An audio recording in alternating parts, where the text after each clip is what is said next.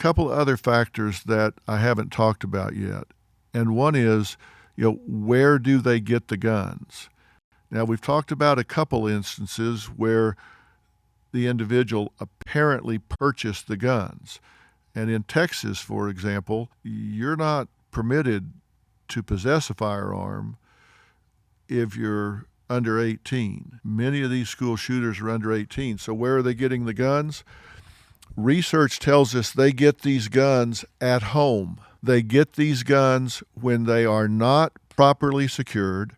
So you cannot tell me that these families don't know that they have someone in their family having a problem fitting in, coming into conflict with authority.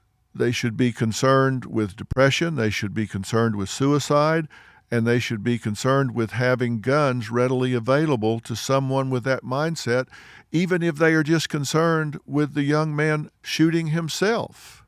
But in so many of these instances, we find that they simply walked into another room of the house and picked up a gun that was readily available.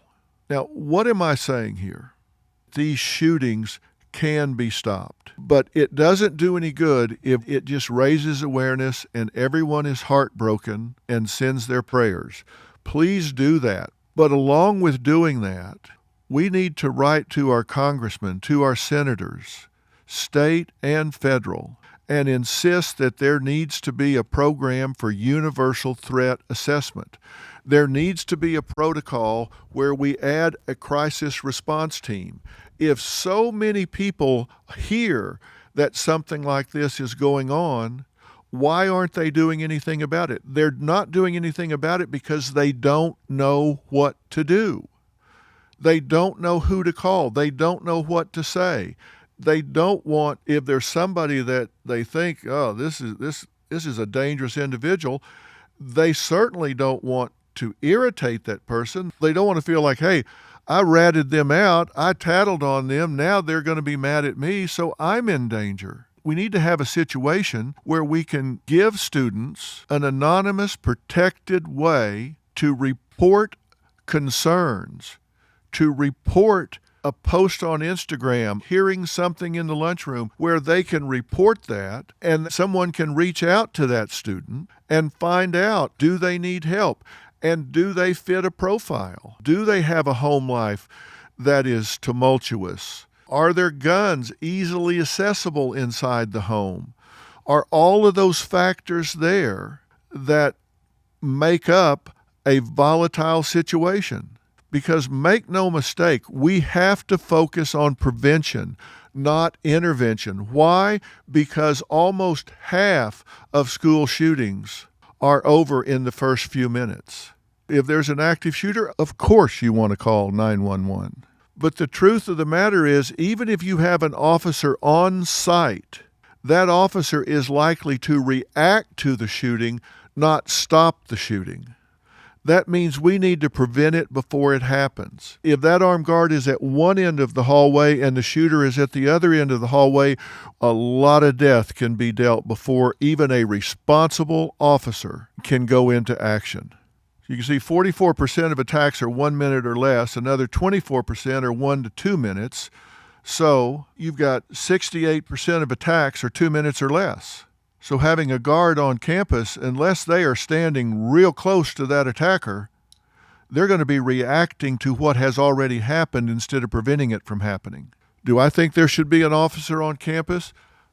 Of course there should be someone there, but we need to put at least as much effort in preventing that shooter from ever picking up that weapon, and that means there has to be a system where they are identified by the system, where somebody has a place to go, someone to tell. Colorado has such a program called Safe to Tell. It's a statewide anonymous reporting tool which accepts tips 24/7, and they have had 19,861 tips in the 2018-2019 year. This gives them the opportunity to react before someone picks up a gun and steps on campus. It could be something that we can look at. And if you want to see it, it's at www.safetotell.org. Now, the last thing I want to talk to you about, because I've been asked this a lot, is what do you say to your children? 9-year-old Andrea Herrera used to play every day with her stepbrother, Jose Flores. He would always say, I want to be a cop so I can protect all these other people and all the bad guys. Now, these toys are all she and their little brother Jaden have left. What does that make you think about? I mean, it's just sad because the fact that he wanted to be a cop and he didn't have the chance to be it. In this instance, fortunately, we're coming up to the end of the school year for many school systems, but not everywhere. And whether your child is going to be attending more classes or whether they're not, you've got to think through what to tell your children. And the first thing I want to say to you is do not assume that your children know about this, because they may not. But if they don't know about this, I'm not sure that I would talk to them about this. And the flip side of that is, well, if I don't, what if one of their friends does? Wouldn't I rather control that conversation before it's visited upon them by their friends who may traumatize them? That is a risk. And you might want to talk to your friends' parents about this and come up with a plan.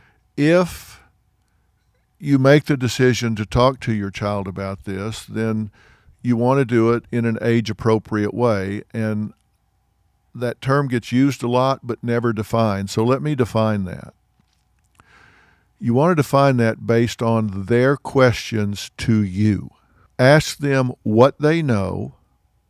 Listen very carefully to the words that they use and meet them where they are. Don't ask them to meet you where you are.